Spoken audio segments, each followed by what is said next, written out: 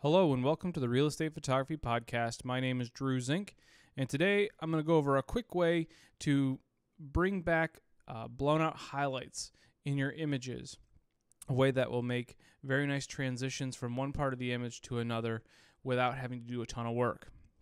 So in this image right here, this is my infused image that I got from 5 Exposures. And if you're not sure what exposures I'm talking about or the infused process or anything like that, go back a few episodes and I did a number of videos on my shooting process, how I run them through Infuse and all that type of thing. So this is the Infuse image, and you can see right here, and this happens a lot in kitchen shots, is the overhead sink light will blow out the trim that's located around or whatever's near it. And this can be a huge pain in the butt to try to bring back this detail and make it look natural all at the same time. So the way I do this is after I'm finished kind of tweaking the infused image, and before I make any kind of correction to my verticals, I will go to my darkest raw image and play with it a little bit, massage it a little bit so that I get something that I kind of like only in the highlights. I really don't care about the rest of the image, but only in the highlights.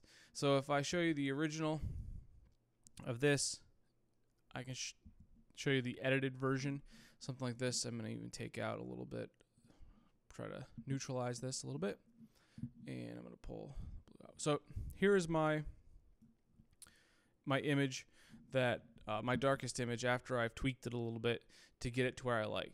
You can see here that I really haven't blown out anything in the trim. I've got detail in this light. The only part that I've still blown out is the outside. In the sky, I'm not really concerned about that. I'm only concerned about the inside parts of the house. So once I have this image tweaked and the infused image tweaked, I will select both of them and bring them into Photoshop, and I'll open them as layers. All right, we're in Photoshop, and the darkest layer is on top, just like we want it. We go into the Channels palette with the darkest layer on top. We hover over the RGB, the full color version, and while holding Command, we click on the RGB version. And what that does is that it basically selects the brightest parts of the image. And then we go back to the layers palette. Right here we can see our 2 layers, and without holding anything down, we just add a layer mask to this darkest image. And there we go. And you can see what it has done here is darken down some of the brightest parts of the image. Now I really like what it has done here to the door. It's pulled out a lot of the blue, and it's also given me some great detail up here versus what it was. However, what I don't like is what it has done to the cabinets. It's just darkened them down, kind of dulled them out, I think, a little too much.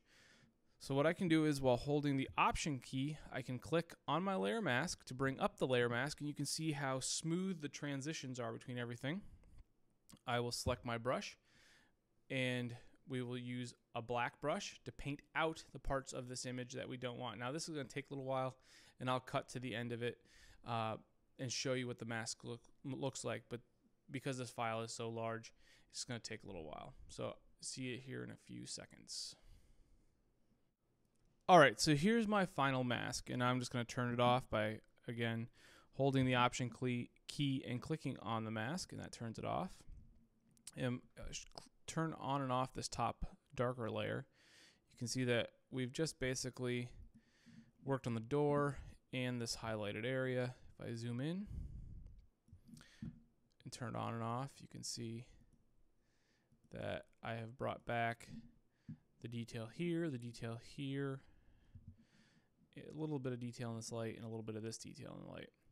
And to finish everything off, I just flatten it and then save it out. Well, that's it for now. If you have any questions, hit me up in the comments, and thanks for listening.